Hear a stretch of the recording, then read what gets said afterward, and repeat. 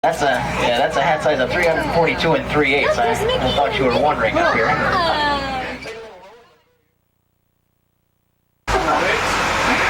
Everything's going to be coming up on your left, though.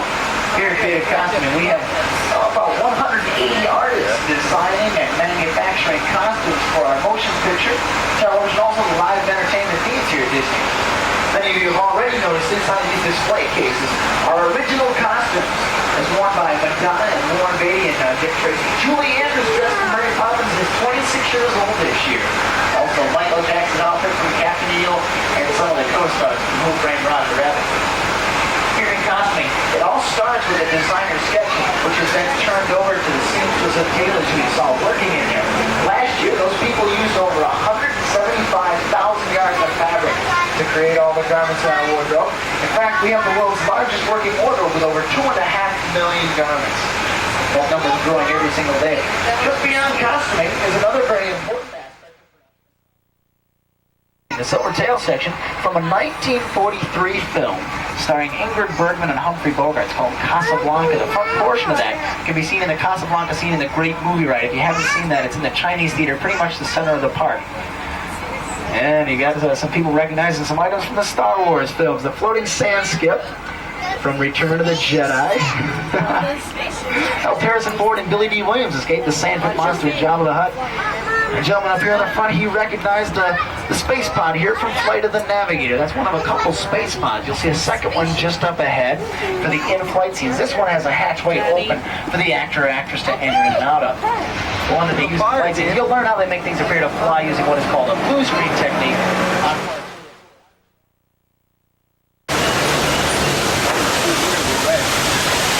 Kelly's going to stop here for a minute.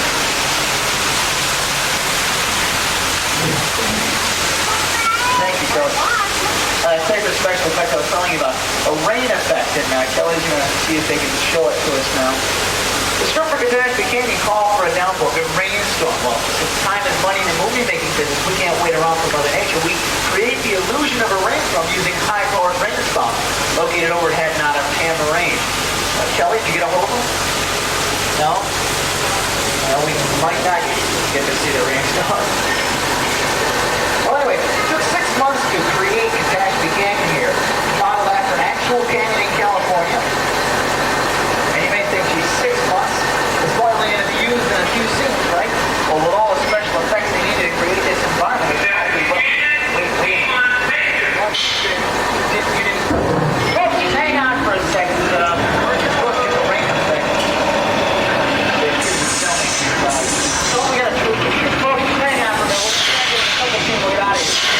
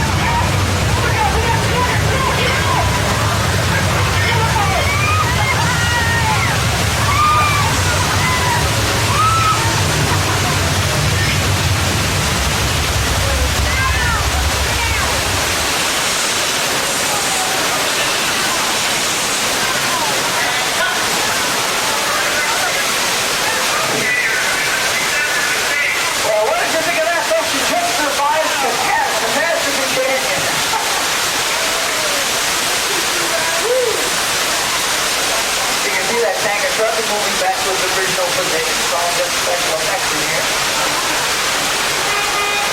Kelly's going to take him out of here, though. They said something about another tape. Facade. The windows have been covered up with a black cloth or a scrim. We could even use a small set behind those windows to give it a more realistic look. Fool the cameras. But this facade here could represent a town hall, a courthouse, even a schoolhouse for a small town, depending on the props and set dressings that we use. Designers spent over a year and a half planning and constructing our own little slice of the Big Apple. While the brick and the stonework, well, all this looks like the real thing, it's actually made of styrofoam. fiberglass and a thin covering of cement. It's just painted and aged to look like it's been around for decades. Take a look down New York Street there. Unlike the facades up close, which are three-dimensional, those are two-dimensional flats down there, painted using a movie trick called forced perspective. All the lines of perspective simply converge at a faster rate to make them appear to be further away and taller. Now the Empire State Building and Chrysler Building, we can remove those.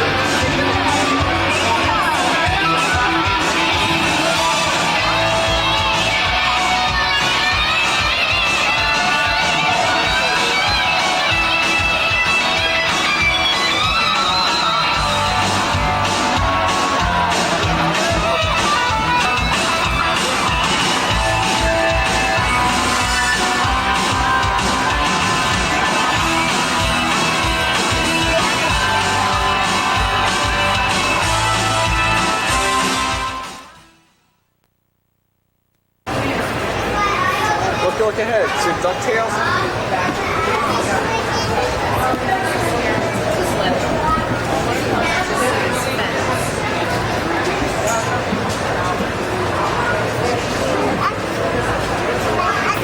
Yeah.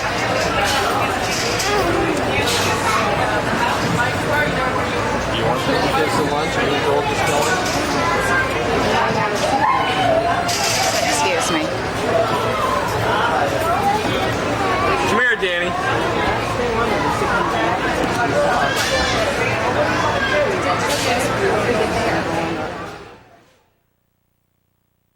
That's right, George. All these props in front of me right here were all used in the movie Dick Tracy. But I'm going to get back to that movie just a second. Well, this is it. This is the Special Effects Workshop. This is where the wizards of art and technology to create illusions that come to life on the screen. Now it all starts with a storyboard. Then miniature sculptures like this one are made and used as guides to create full-size mechanical props, kind of like Yanti over here.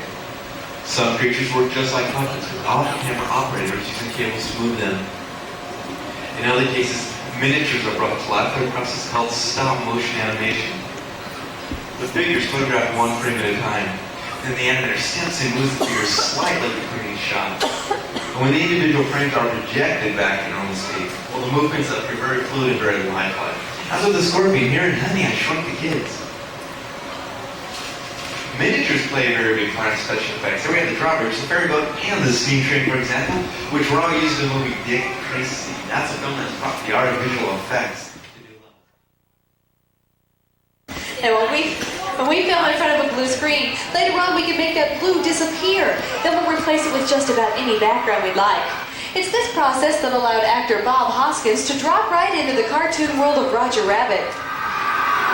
Now we're ready to create a little blue screen magic of our own. Okay, you guys, here's the scene. You've been zapped by a shrieking gun. You're really tiny, and you're hanging onto the speed, flying out of control to the backyard. And when I say action, wave your arms, kick your legs, and remember to act like you're really scared, okay? Camera ready? And action! Okay, guys, wave your arms. Good job.